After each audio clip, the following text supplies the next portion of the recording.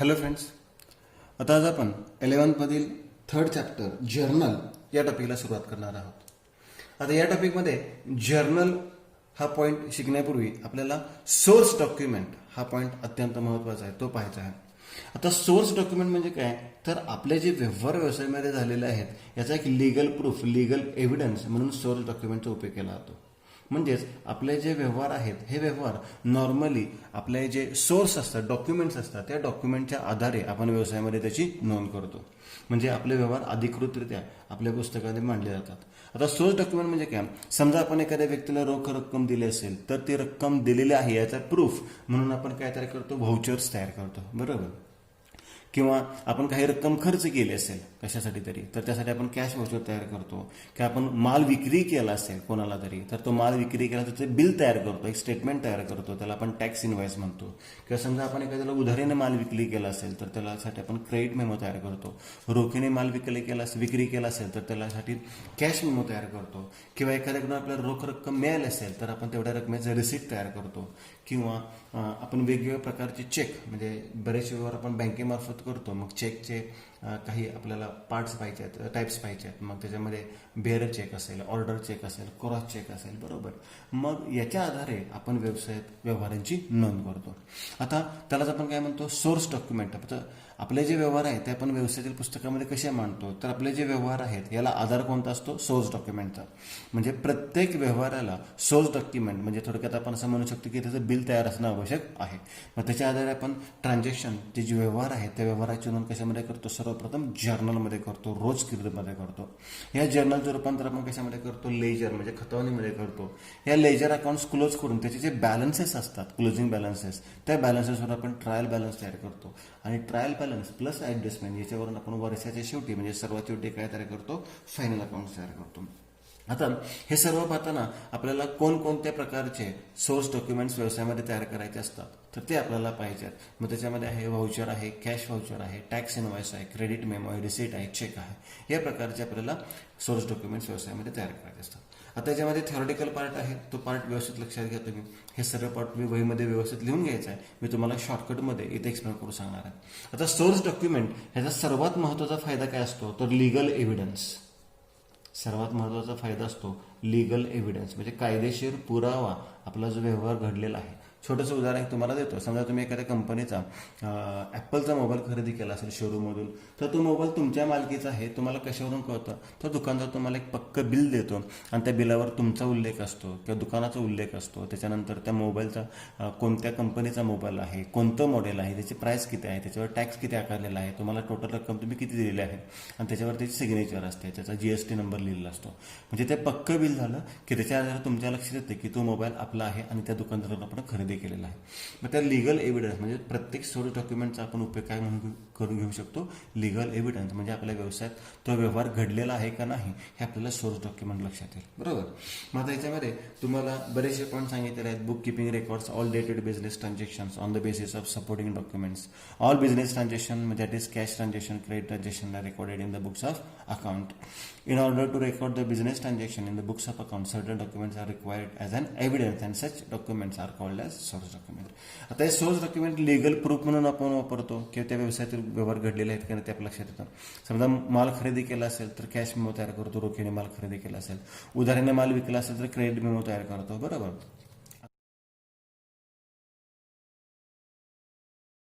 आता व्हाउचर.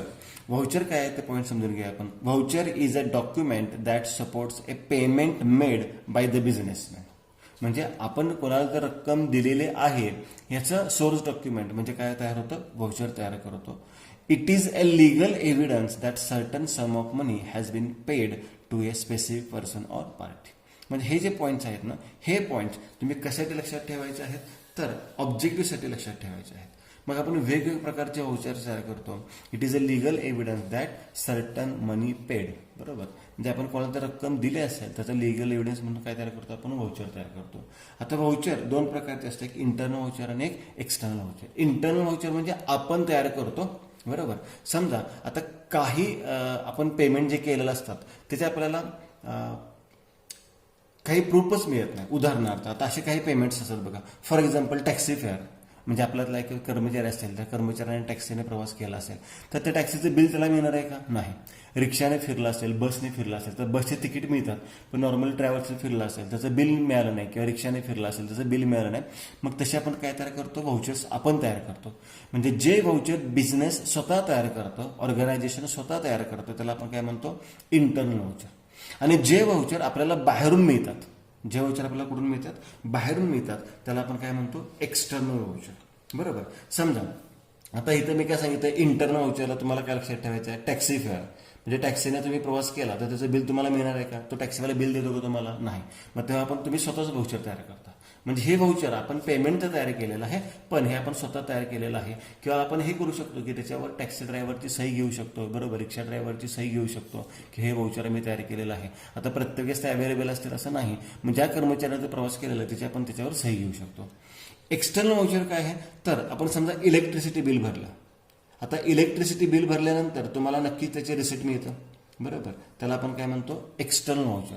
म्हणजे जे आपण पेमेंट केलेलं आहे त्याचं आपल्याला रितसर बिल मिळतं. त्यामुळे मोबाईल बिल पेड केलं असेल, पोस्टपेड आपला मोबाईल असेल आणि त्याचं बिल आपण एखाद्या दुकानामध्ये जाऊन किंवा त्यांचे जे अथॉराइज सेंटर असतात त्याच्यामध्ये जाऊन आपण जर बिल पेड केलं तर त्यांच्याकडून आपल्याला काय मिळतं? बिल मिळतं. मग तसं इलेक्ट्रिसिटी बिल असेल, बरोबर, किंवा आपलं मोबाईल बिल असेल, हे पेड केल्यानंतर आपल्याला त्यांच्याकडून जे व्हाउचर मिळतं त्याला आपण काय म्हणतो? एक्सटर्नल व्हाउचर असं म्हणतो.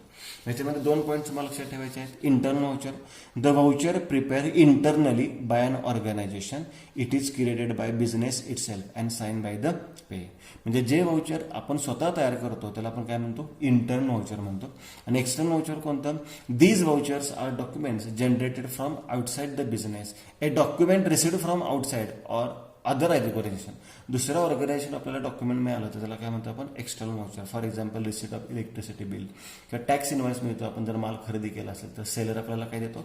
टॅक्स इनवॉइस देतो, त्याला आपण काय म्हणतो? External voucher. आता हे व्हाउचरचा ह्याचा फॉर्मॅट कसा आहे ते आपल्याला पाहायचं आहे. ह्याची नोंद आपण जर्नलमध्ये कशी करतो? तर जर्नल व्हाउचर काय? Journal voucher is original voucher on the basis of which the transaction should be generalized in the books of journal. म्हणजे जर्नल व्हाउचरवरून आपण काय करतो? एंट्री करतो आणि ती एंट्री त्या जर्नलच्या आधारे करतो. तर त्याचा एक फॉर्मॅट आहे, हा फॉर्मॅट तुम्ही लिहून घ्यायचा आहे. कारण की हा फॉर्मॅट तुम्हाला परीक्षेमध्ये 5 मार्काला विचारू शकतात. जे एकूण 4 प्रकारचे फॉर्मॅट तुम्हाला पाहिजे आहेत. मग ते जर्नल व्हाउचर असेल, कॅश व्हाउचर असेल, क्रेडिट मेमो असेल, चेक असेल, टॅक्स इनवॉइस असेल. तर या प्रकारचे तुम्हाला फॉर्मॅट, फक्त फॉर्मॅट लिहायचे आहे. त्यामुळे तुम्हाला कोणतीही माहिती लिहायची नाही, फक्त हा फॉर्मॅट स्पेसिमन तुम्हाला लिहायचा आहे. 5 मार्काला हा फॉर्मॅट तुम्हाला पेपरमध्ये विचारतात. मग स्पेसिमन ऑफ जर्नल व्हाउचर, तो स्पेसिमन कसा आहे? नेम ऑफ द फर्म, म्हणजे आपल्या संस्थेचं नाव पहिल्यांदा येणार, व्हाउचर नंबर, किती नंबरचं व्हाउचर आहे, ट्रान्झॅक्शन नंबर, कितवी ट्रान्झॅक्शन आहे, आणि डेट. आता हा पॉईंट पुढे मागे झाला तरी चालू शकतो. नेम ऑफ डेबिट अकाउंट आणि नेम ऑफ क्रेडिट अकाउंट, म्हणजे कोणाला डेबिट होणार आणि कोणाला क्रेडिट होणार आहे. मग त्याच्यामध्ये पर्टिक्युलर्स लिहिले जातात आणि अमाऊंट लिहिले जातात. म्हणजे तुम्ही काय पेड केलं असेल, इलेक्ट्रिसिटी बिल असेल किंवा टॅक्सी फेअर असेल, कोणताही खर्च असेल आणि किती रक्कम दिलेली असेल त्याची टोटल करायची. आणि name, amount in words, approved by, म्हणजे कोणी अप्रूव्ह केलेलं आहे, अप्रुव्हल दिलेलं आहे, अथॉराइज बाय, कोणाच्या परमिशन आहे, आणि सिग्नेचर. मग पेची सिग्नेचर इथे घेतली तरी चालते. ह्याला स्पेसिमन ऑफ जर्नल व्हाउचर म्हणतात. मग व्हाउचरचा प्रकार किंवा स्पेसिमन या पद्धतीने असतो. हा स्पेसिमन तुमच्या वहीमध्ये व्यवस्थित लिहून घ्या.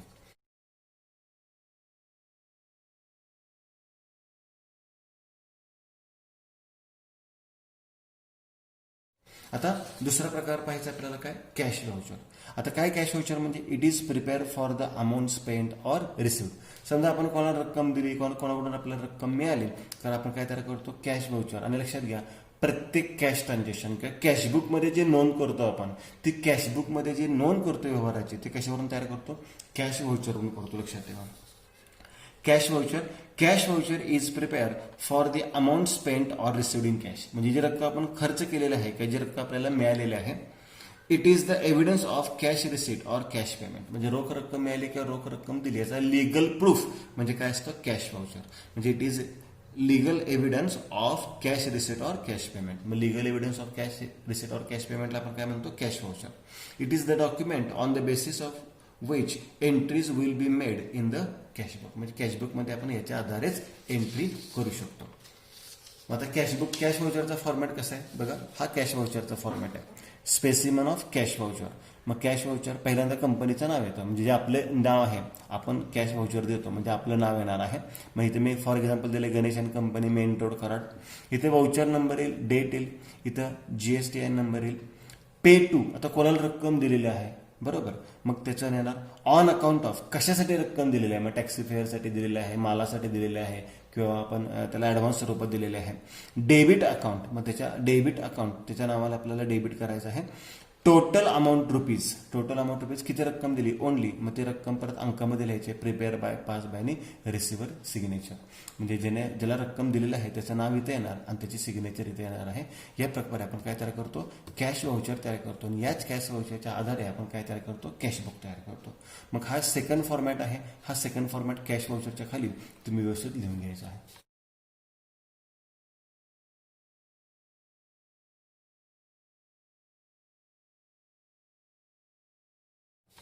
आता याच्यानंतर पुढचा पॉईंट आहे टॅक्स इनव्हॉइस. आता टॅक्स इनव्हॉइस म्हणजे काय, तर it is prepared bye the seller. जेव्हा आपण माल विकतो एखाद्याला, तर माल विकल्यानंतर किती क्वांटिटी विकलेल्या आहेत बरोबर, किती रुपयाचा माल त्याला विकला आपण, त्याच्यावर GST किती आकारलेला आहे, त्याला आपण डिस्काउंट काय दिलेला आहे का, ह्याचे सर्व डिटेल्स आपण कशामध्ये लिहितो, टॅक्स इनव्हॉइसमध्ये लिहितो. म्हणजे लक्षात घ्या, टॅक्स इनव्हॉइस नेहमी कोण तयार करतो, सेलर, विक्रेता तयार करतो. Tax invoice is a document prepared bye the seller to inform the buyer about the quantity, supplies, rates and terms of payment at which goods are supplied, discount allowed if any, CGST and SGST and the total amount payable by him. त्याच्यामध्ये सर्व details असतात. त्याच्यामध्ये सर्व details म्हणजे काय, किती रुपयाचा माल विकलेला आहे, त्याचा रेट किती फिक्स केलेला होता, टोटल अमाऊंट किती आहे, त्याच्यावर GST किती आहे, त्याच्यानंतर डिस्काउंट किती दिलेला आहे, त्याच्याकडून आपल्याला रोख रक्कम किती मिळणार आहे, चेक किती रुपयाचा मिळणार आहे, ह्याचे सर्व डिटेल्स आपण कशामध्ये लिहिलेले असतात, टॅक्स इनव्हॉइसमध्ये लिहिलेले असतात. आता हे टॅक्स इनव्हॉइस कोण तयार करतो, सेलर तयार करतो. आता या टॅक्स इनव्हॉइसलाच परचेस इनव्हॉइस किंवा इनवर्ड इनव्हॉइस म्हणतात, किंवा सेल्स इनव्हॉइस किंवा आउटवर्ड इनव्हॉइस म्हणतात. तर कोण म्हणतं, ज्याने माल खरेदी केलेला आहे. परचेस म्हणजे काय, खरेदी करणे, म्हणजे माल आला म्हणजे त्याला इनवर्ड, परचेसला काय शब्द वापरतात, इनवर्ड. आणि माल विकला म्हणजे गेला म्हणजे काय, आउटवर्ड बरोबर. मग परचेस किंवा इनवर्ड इनव्हॉइस कोण म्हणतं, तर बायर, ज्याने खरेदी केलेला आहे तो परचेस इनव्हॉइस म्हणतो किंवा इनवर्ड इनव्हॉइस म्हणतो. आणि ज्याने माल विक्री केलेला आहे तो काय म्हणतो, सेल्स इनव्हॉइस, का तोच काय म्हणतो, आउटवर्ड इनव्हॉइस असं म्हणतो. मग it is the purchase invoice oblique inward invoice for the buyer and sales invoice or outward invoice for the seller. Entry should be made on this invoice only. म्हणजे purchase आणि सेलच्या entries आपण या invoice वरूनच करतो. Tax invoice send by the seller to the buyer when goods are supplied by him. म्हणजे जेव्हा आपण माल विक्री करतो, म्हणजे माल विक्री करतो म्हणजेच काय, की माल जेव्हा आपण पाठवतो त्या मालासोबतच आपण टॅक्स इनव्हॉइस पाठवतो. म्हणजेच काय, की परचेसरला सुद्धा लक्षात येतं, परचेसला काय होतं, माल पण मिळतो आणि तो टॅक्स इनव्हॉइस पण मिळतो. मग परचेसर काय करतो, माल चेक करू शकतो, सर्व आयटम आपल्याला बरोबर आलेले आहेत, त्याचा रेट व्यवस्थित लावलेला आहे का, हे त्याच्यामध्ये आपल्याला लक्षात येतं. आता त्याचा फॉर्मॅट कसा आहे, तर तो आपल्याला फॉर्मॅट पाहायचा टॅक्स इनव्हॉइसचा. तो टॅक्स इनव्हॉइसचा फॉर्मॅट लक्षात ठेवा, स्पेसिमन ऑफ टॅक्स इनव्हॉइस. आता स्पेसिमन ऑफ टॅक्स इनव्हॉइसमध्ये सुरुवातीला हेडिंग येणार tax invoice Kartik and sons MG road Pune. आपण अंदाजे नाव दिलेलं आहे, तुम्ही कोणतंही नाव लिहू शकता, किंवा तुम्ही याला म्हणू शकता सेलर. बघा, तुम्ही याला कोण म्हणू शकता, सेलर. कारण की टॅक्स इनव्हॉइस कोण तयार करतो, नेहमी सेलर तयार करतो, विक्रेता तयार करतो. मग कॅश बिल नंबर बरोबर, GSTIN नंबर, त्याच्यानंतर डेट लिहितो, नेम ऑफ कस्टमर बरोबर, म्हणजे ग्राहक, परचेसर, मग कोणाचं नाव आहे, ॲड्रेस त्याचा काय असेल तर, मग त्याने 1 2 3 आयटम घेतलेले आहेत, काय असेल ते, मग रेट, क्वांटिटी, टॅक्सेबल अमाऊंट किती आहे, GST किती लागला, SGST किती, CGST किती, टोटल अमाऊंट किती बरोबर. मग रुपीज ते आपण लिहिणार आहे ते करून. आता बँक डिटेल्समध्ये मग बँकेचं नाव, अकाउंट नंबर, IFSC कोड, जर ऑनलाईन ट्रान्सफर करणार असेल तर IFSC कोड, किंवा तो आपल्या अकाउंटला जर पैसे भरणार असेल तर त्या बँकेचं नाव आणि अकाउंट नंबर आपण इथे देतो आणि सिग्नेचर इथे करतो.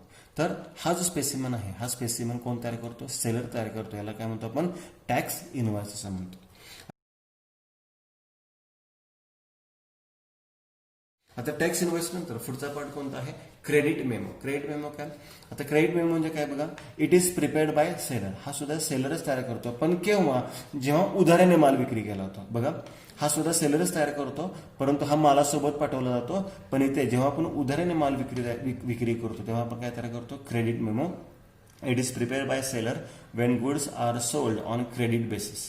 किंवा हा लिगल एव्हिडन्स आहे, कशाचा लिगल एव्हिडन्स आहे, for goods sold on credit. लक्षात घ्या. मग a credit memo is prepared by seller when goods are sold on credit basis. A credit memo is a statement given by the seller to the customer providing the details of goods sold for which certain amount becomes due from the customer. म्हणजे आम्ही उदाहरणे माल विकलेला आहे, त्यापैकी काही रक्कम मिळाली, काही राहिलेली आहे किंवा काहीच मिळालेलं नाही, सर्व रक्कम राहिलेली आहे. It is a documentary evidence which shows that the goods are sold on credit basis. उदाहरणे माल विकलेला आहे याचा लिगल एव्हिडन्स म्हणजे काय असतो, क्रेडिट मेमो असतो. हा पॉईंट तुम्हाला ऑब्जेक्टिव्हसाठी विचारला जातो, त्यामुळे तो व्यवस्थित लक्षात ठेवा. In purchase book and the sales book the entries are made on the basis of an invoice. Purchase बुकमध्ये सेल्स बुकमध्ये आपण क्रेडिट मेमोनुसार एंट्री करतो, नोंद करतो. A credit memo is also known as invoice or bill. या credit मेमोलाच काय म्हणतात, इनवॉइस ऑर बिल म्हणतात. हा एक पॉईंट तुम्ही लक्षात ठेवायचा आहे. क्रेडिट मेमोला आपण काय म्हणतो, इनवॉइस किंवा बिल असं म्हणतो. When goods are purchase on credit basis a seller prepares the credit memo and send it to the customer along with the article. ज्या उदाहरण माल विकतात त्या मालासोबतच आपण काय पाठवतो, क्रेडिट मेमो पाठवतो. मग हा पॉईंट आहे क्रेडिट मेमोचा. आता क्रेडिट मेमोचा फॉर्मॅट हा सुद्धा फॉर्मॅट आपल्याला पाहायचा आहे क्रेडिट मेमोचा. आता याचाही फॉर्मॅट ह्या टॅक्स इनव्हॉइस प्रमाणेच असणार आहे क्रेडिट मेमोचा. फक्त या टॅक्स इनव्हॉइस ऐवजी तर काय येणार आहे, फक्त क्रेडिट मेमो येणार आहे आणि कॅश बिल नंबर येणार नाही. बाकी सर्व डिटेल्स ॲज इट इज राहणार आहेत. मग याला आपण काय म्हणतो, स्पेसिमन ऑफ क्रेडिट मेमो. मग क्रेडिट मेमो आणि टॅक्स इनव्हॉइसचा फॉर्मॅट हा सेमच आहे. आता याच्यानंतर रिसीट. रिसीट म्हणजे काय, जेव्हा आपण उधारीने माल विक्री करतो, बघा जेव्हा आपण उधारीने माल विक्री करतो तेव्हा आपल्याला त्या व्यक्तीकडून कधी ना कधी रक्कम फ्युचरमध्ये मिळणार असते. जेव्हा आपल्याला त्या व्यक्तीकडून रक्कम मिळते तेव्हा त्याला आपण काय म्हणतो, रिसीट असं म्हणतो. बघा आपल्याला रोख रक्कम मिळाली की त्याला आपण काय म्हणतो, रिसीट असं म्हणतो. आणि त्यासाठी आपण रिसीट हे डॉक्युमेंट तयार करतो, सोर्स डॉक्युमेंट तयार करतो. मग त्याच्यामध्ये काय सांगितलं बघा, आता it is prepare when cash is received. जेव्हा आपल्याला रक्कम मिळते तेव्हा आपण रिसीट तयार करतो. Nowadays goods are sold on cash as well as on credit basis. In credit sales the payment will be made on future date. भविष्यामध्ये आपल्याला रक्कम मिळते. At the time of making payment the receiver is required to acknowledge the payment. For this purpose a document is prepare called as receipt. जेव्हा आपण आपल्याला जेव्हा रक्कम मिळते बरोबर, तेव्हा जो रिसिव्हर आहे बरोबर, त्या रिसिव्हरला ती रक्कम मिळालेली आहे तर त्याचा पुरावा म्हणून आपण काय तयार करतो, रिसीट तयार करतो. On the basis of this document entries will be made in the cash book. म्हणजे जेव्हा आपल्याला रक्कम मिळते तेव्हा आपण काय तयार करतो, रिसीट तयार करतो. मग रिसीटचा फॉर्मॅट सुद्धा सेम त्याच पद्धतीने दिलेला आहे. रिसीटचा फॉर्मॅट बघा, रिसीट याचं नाव येणार आहे बरोबर, त्याच्यानंतर receipt number, date, GSTN number, त्याच्यानंतर received with thanks from Messrs, म्हणजे कोणाकडून रक्कम मिळालेली आहे, किती रक्कम मिळालेली आहे, मग कॅशमध्ये मिळाले, चेक मिळाले, DD डिमांड ड्राफ्टच्या स्वरूपात मिळालेलं आहे, NFT केलेलं आहे, RTGS केलेला आहे. मग त्याचा नंबर काय असेल तो नंबर इथे येणार, डेट येणार, ड्रॉन ऑन कोणावर तो चेक काढलेला आहे, DD काढलेला आहे, in part or full payment of bill number, मग किती नंबरचं बिल होतं आपलं जुनं, मग त्याची रक्कम, इथे दुकानाचा स्टॅम्प वगैरे येणार आहे, रिसिव्हरचं सिग्नेचर येणार आहे बरोबर. म्हणजे हा रिसिप्टचा फॉर्मॅट आहे. म्हणजे जेव्हा आपल्याला रक्कम मिळणार आहे तेव्हा आपण कशात काय तयार करतो, रिसिप्ट तयार करतो. मग ह्याच्यामध्ये हा पॉईंट लक्षात घ्या की जेव्हा आपल्याला रक्कम मिळते तेव्हा आपण रिसिप्ट तयार करतो. म्हणजे रिसिप्ट हे लिगल एव्हिडन्स आहे. आता याच्यानंतर आपले बरेचसे व्यवहार आहेत हे चेक मार्फत होतात बरोबर का. आता चेक म्हणजे काय, एक आपण अनकंडिशनल ऑर्डर आहे, म्हणजे विना अट एक आपण आदेश दिलेला असतो. कोणाला दिलेला असतो, ज्या बँकेमध्ये आपलं खातं आहे त्या बँकेला, की मी ज्या व्यक्तीचं नाव त्या धनादेश चेकमध्ये लिहित आहे त्या व्यक्तीला तुम्ही एवढी एवढी रक्कम द्यायची आहे, त्याला आपण काय म्हणतो, धनादेश. म्हणजे ही ऑर्डर आपण काढतो. आपलं ज्या बँकेमध्ये खातं असतं त्या खात्यावर आपले पैसे असतात. बघा आपण एखाद्या व्यक्तीला चेक देतो म्हणजेच काय करतो की आपण बँकेला आदेश देतो की मी ज्या व्यक्तीचं नाव आपल्या चेकमध्ये लिहिलेलं आहे त्या व्यक्तीला त्या चेकवरील जी काही ठराविक रक्कम लिहिलेली आहे ती रक्कम माझ्या खात्यातून वर्ग करा किंवा देऊन टाका. मग cheque while dealing with business transaction, businessman use different types of cheques to make payments and for sending money from one place to another. म्हणजेच काय, एका ठिकाणावरून दुसरीकडे रक्कम पाठवायची असेल तर आपण चेकचा वापर करतो किंवा रक्कम देण्याकरता आपण चेकचा वापर करतो. Chequebook facility is given by the bank to its account holder. Chequebook facility कोण देतं, बँक अकाउंट होल्डरला देते. Who maintains a certain minimum balance, जे आपल्या खात्यामध्ये काही रक्कम शिल्लक ठेवतात. A cheque is an order issued by the account holder. म्हणजे अकाउंट होल्डरने बँकेला दिलेली ऑर्डर, आदेश to his banker to pay on demand, मागता क्षणी पैसे द्या, a stated sum of money, stated म्हणजे ठराविक, ज्यात लिहिलेलं आहे त्या चेकमध्ये आपण जेवढी रक्कम लिहिली असेल 10,000 लिहिली असेल तर 10,000 रुपये, to the order of specified person, किंवा तो व्यक्ती सांगेल त्या व्यक्तीला, ऑर टू द बिअरर, किंवा तो जो चेक घेऊन येणार आहे, धनादेश घेऊन येणार आहे त्या व्यक्तीला त्याची रक्कम द्यायची आहे. म्हणजे आपण जो चेक दिलेला आहे तो चेक, त्या चेकवर ज्याचं नाव लिहिलेलं आहे त्या व्यक्तीला, किंवा तो धनादेश जो व्यक्ती कोण घेऊन येईल त्या व्यक्तीला त्या चेकची काय करायची आहे, रक्कम बँकेने द्यायची आहे. मग it is an order issued by the account holder to his banker to pay on demand a stated sum of money to or to the order of specified person or to the bearer. आता त्याच्यामध्ये 3 प्रकारचे check असतात, एक बेअरर check, order cheque आणि cross check. माहिती आहे definition दिलेलं आहे, ते डेफिनेशन व्यवस्थित तुम्ही लक्षात ठेवा. आता याच्यामध्ये तुम्हाला चेकचा फॉर्मॅट कसा आहे तो आपल्याला याच्यामध्ये पाहायचा आहे. बघा याच्यामध्ये चेकचा फॉर्मॅट कसा आहे तो ते आपल्याला याच्यामध्ये पाहायचा आहे. Parties to a cheque. आता चेकमध्ये 3 पार्टीज असतात, कोणकोणत्या, तर ड्रॉवर, ड्रॉवे आणि बँक, पे. ड्रॉवर म्हणजे कोण, तो जो चेक तयार करणार आहे. समजा बघा ए ने बी ला माल विक्री केला, ए ने कोणाला माल विक्री केला, बी ला माल विक्री केला. मग बी रोख रक्कम द्यायची म्हणजे काय तयार करतो, चेक तयार करतो, चेक देतो, बरोबर. म्हणजे बी ने चेक तयार केला म्हणजे बी कोण झालेला आहे, ड्रॉवर झाला, बरोबर. आता ड्रॉवी कोण असणार आहे, तर नेहमी बँक ड्रॉवे असणार आहे, कारण की याचे पैसे कोण देणार आहे, बँक देणार आहे. कोणाला देणार आहे, एला देणार आहे. आणि एला काय म्हणतो आपण, पेई असं म्हणतो, कारण की चेकवर नाव कोणाचं असतं, पेईच असतं, बरोबर. ड्रॉवर म्हणजे कोण, a person who draws a cheque, जो व्यक्ती चेक तयार करतो त्याला ड्रॉवर असं म्हणतात. म्हणजे बी ने माल खरेदी केला होता, बी चेक देतो म्हणजे बी चेक तयार करतो ना, म्हणून बीला आपण काय म्हणणार आहे, ड्रॉवर. जो व्यक्ती चेक तयार करतो त्याला ड्रॉवर असं म्हणतो. ड्रॉवी कोण, the bank on whom the cheque is drawn, तो चेक ज्या बँकेत असतो, मग स्टेट बँक ऑफ इंडियाचा असेल, बँक ऑफ महाराष्ट्र असेल, बँक ऑफ बरोडा असेल, ज्या बँकेचा चेक आहे त्याला आपण काय म्हणतो, ड्रॉवी असं म्हणतो. आणि ड्रॉवी नेहमी बँकेत असतो, लक्षात घ्या, कारण की चेक नेहमी बँकेतच असतो. ड्रॉवी कोण असतं, नेहमी बँक असतं. The drawee is always the bank. आणि पेई कोण, तर ज्या व्यक्तीचं नाव त्या चेकमध्ये लिहिलेलं आहे, की ज्या व्यक्तीला आपण चेक दिलेला आहे, की ज्या व्यक्तीला रक्कम येणार आहे त्याला आपण काय म्हणतो, पेई असं म्हणतो. The person in whose favour a cheque is issued is called as payee. ज्या व्यक्तीच्या नावावर आपण चेक तयार केलेला आहे, किंवा ज्या व्यक्तीचं नाव आपण चेकमध्ये लिहिलेलं आहे त्या व्यक्तीला आपण काय म्हणतो, पेई असं म्हणतो. ड्रॉवर आणि पेई असे 3 पार्टीज ह्या चेकमध्ये येतात. तर टाइप्स ऑफ चेक काय, तर एक बेअरर चेक असतो. आता हा बेअरर चेक म्हणजे काय, की नुसता चेक आपण एखाद्या व्यक्तीला देतो, त्याच्यावर त्या व्यक्तीचा उल्लेख केलेला असतो, पण तो चेक सर्वात अनसेफ असतो. अनसेफ म्हणजे काय, रिस्की चेक असतो. समजा तो आपण एला दिला आणि एकडून तो जाता जाता वाटेत गहाळ झाला आणि तो दुसऱ्या एक्स या व्यक्तीला सापडला. तो एक्स व्यक्ती काय करतो, तो चेक उचलतो, बँकेत जातो आणि बँकेतून त्याचे पैसे काढू शकतो. ह्याला बेअरर चेक म्हणतात. तो सर्वात रिस्की असतो किंवा अनसेफ असतो, त्यामुळे नॉर्मली तो चेक कोणी वापरत नाही. म्हणजे चेकवर फक्त व्यक्तीचं नाव लिहिलेलं असतं, या व्यक्तीला पैसे दे, 10,000 रुपये द्या, बाकी ते काहीच उल्लेख केलेला नसतो, त्याला आपण बेअरर चेक म्हणतो. हा सर्वात अनसेफ झाला. ऑर्डर चेक म्हणजे काय, तर त्या चेकमधला बेअरर शब्द फक्त कॅन्सल केलेला असतो, तेव्हा त्याला काय म्हणतो, ऑर्डर चेक म्हणतो. आणि सर्वात महत्त्वाचा क्रॉस चेक म्हणजे काय, तो सर्वात सेफ चेक मानला जातो. म्हणजे तो जरी कुठे रस्त्यात पडला असेल, कुठे गहाळ झाला तर त्याचा मिसयूज होणार नाही, कारण की त्या चेकचे पैसे रोख न मिळता, काउंटरला न मिळता तुमच्या अकाउंटमध्ये जमा होतात. आता 3 प्रकारचे चेक आहेत. आता हे चेकचं फॉर्मॅट आधी बघून घ्या म्हणजे तुमच्या लक्षात येईल. बघा इथे काय, तो पे म्हणजे रक्कम द्या, इथे व्यक्तीचं नाव लिहितो. ऑर बेअरर म्हणजे काय, कोण येईल त्याला पैसे द्या. म्हणजे ज्याच्याकडे चेक आहे, समजा मी गेलो आणि मला पैसे पाहिजे असेल तर मला पैसे मिळू शकतात.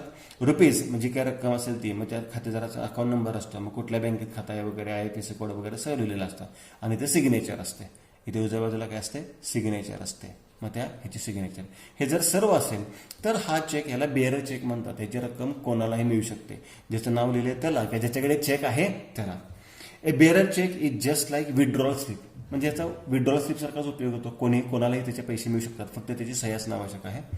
That is anybody can get the payment from the bank. कोणालाही त्याची रक्कम मिळू शकते. It can be encash at the counter of the bank by any person who holds it. म्हणजे ह्याचे पैसे कोणालाही मिळतात. तुम्ही बँकेत असा चेक घेऊन गेला आणि त्याचे तुम्ही सांगितले की ह्याचे पैसे मला द्या, तर ते तुम्हाला पैसे मिळून जातात. And on the signing the same in front of the banker bearer cheque is not safe for payment. फक्त त्याच्या पाठीवर तुम्हाला सही करावं लागते की ह्याचे पैसे तुम्ही घेऊन गेलेला आहात. आणि हा चेक सर्वात काय आहे, अनसेफ आहे, नॉट सेफ आहे फॉर पेमेंट. आता ऑर्डर चेक म्हणजे काय, when a cheque is drawn payable to specific person or order is called as an order cheque. म्हणजे एखाद्या विशिष्ट व्यक्तीचं नाव लिहितो आपण, बरोबर, आणि नाव लिहिल्यानंतर इथे बेअर शब्द आपण काय करतो, खोडून टाकतो, तेव्हा त्याला ऑर्डर चेक म्हणतो. म्हणजे या ऑर्डर चेकची रक्कम नॉर्मली त्याच व्यक्तीला मिळते. मग त्या व्यक्तीला स्वतःचा एक आयडी प्रूफ बँकेत दाखवावा लागतो आणि त्या व्यक्तीला त्या ऑर्डर चेकची रक्कम मिळते.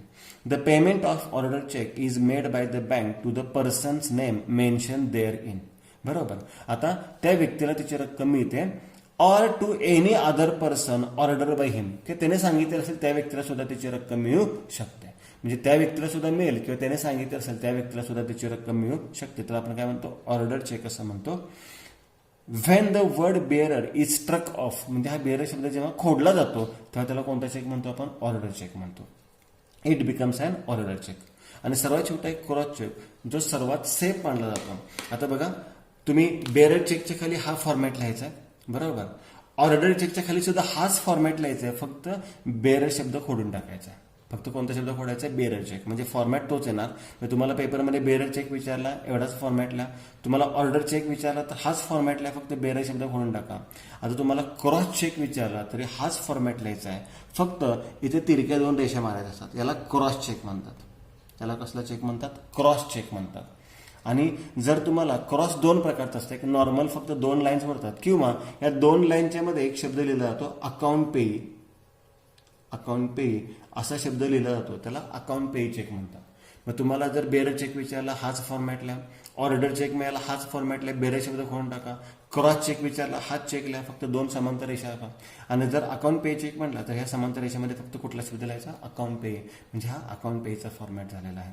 आता क्रॉस चेक सर्वात सेफ काय म्हणला जातो, तर हा चेक गहाळ झाला, काही झाला तर त्याचा मिसयूज होत नाही. कारण की ज्याचं नाव आपण इथं लिहिलेलं असतं त्या व्यक्तीला सुद्धा त्याचे पैसे मिळत नाहीत, तर त्याच्या खात्यावर परस्पर जमा होतात.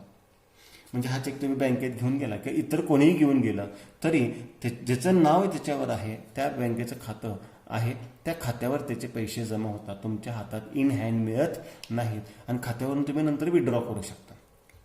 The bank does not pay cash against cross cheque. म्हणजे क्रॉस चेकची रक्कम तुम्हाला इन हँड हातामध्ये देत नाही at the counter of bank, but credit the amount to bank account of pay.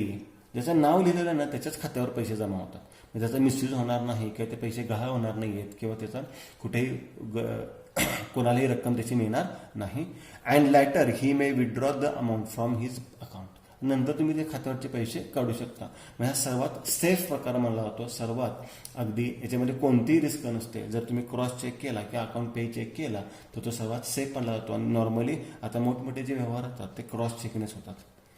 When 2 parallel lines are drawn on the face of the check is called a cross check. म्हणजे 2 समांतर रेषा ओढल्या की काय झाला, क्रॉस चेक झाला. When 2 parallel lines across the check are drawn with the word account pay only, it is called as a cross account pay check. जर या 2 समांतर रेषेमध्ये तुम्ही अकाउंट पे शब्द लिहिला तर तो कोणता चेक झालेला आहे, अकाउंट पे चेक झालेला आहे. मग या पद्धतीने सोर्स डॉक्युमेंटचे आपल्याला काही फॉर्मॅट्स पाहिलेले आहेत. आता याच्यामध्ये तुम्ही डिटेल्स, ऑब्जेक्टिव्हचा एक पार्ट येतो, फक्त एखादी डेफिनेशन तुम्हाला पाठ करावे लागेल. पण याच्यामध्ये फॉर्मॅट जे आहेत ते फॉर्मॅट तुम्हाला सगळे लक्षात ठेवायचे. लक्षात घ्या, याच्यामधले फॉर्मॅट, मग हा चेकचा फॉर्मॅट आहे, तो चेकचा फॉर्मॅट व्यवस्थित ड्रॉ करून घ्या. सगळे फॉर्मॅट तुम्हाला मी दिलेलेच आहे. तो चेकचा फॉर्मॅट असेल किंवा टॅक्स इन्व्हॉइसचा फॉर्मॅट असेल त्यालाच आपण क्रेडिट मेमो सुद्धा म्हणू शकतो, किंवा रिसिप्टचा फॉर्मॅट असेल तर तो रिसिप्टचा फॉर्मॅट तुम्ही व्यवस्थित लक्षात ठेवायचे. तर हे जे फॉर्मॅट आहेत हे फॉर्मॅट तुम्हाला व्यवस्थित लक्षात ठेवायचे आहेत. त्याच्यानंतर जर्नल व्हाउचर असेल किंवा कॅश व्हाउचर असेल. ओके, आता याच्यानंतर आपण जर्नल, म्हणजे जो जर्नलचा मेन पार्ट आहे तो पार्ट आपण पाहणार आहोत. मग जर्नल म्हणजे काय, तो कोणत्या शब्दावरून आलेला आहे, ते जर्नल एंट्रीज कशा पद्धतीने करायचे ते आपण नेक्स्ट लेक्चरमध्ये पाहणार आहोत. हा पहिला सोर्स डॉक्युमेंटचा पार्ट झाला. आता जर्नलचा जो पार्ट आहे तो आपण नेक्स्ट लेक्चरमध्ये पाहणार आहोत. थँक्यू.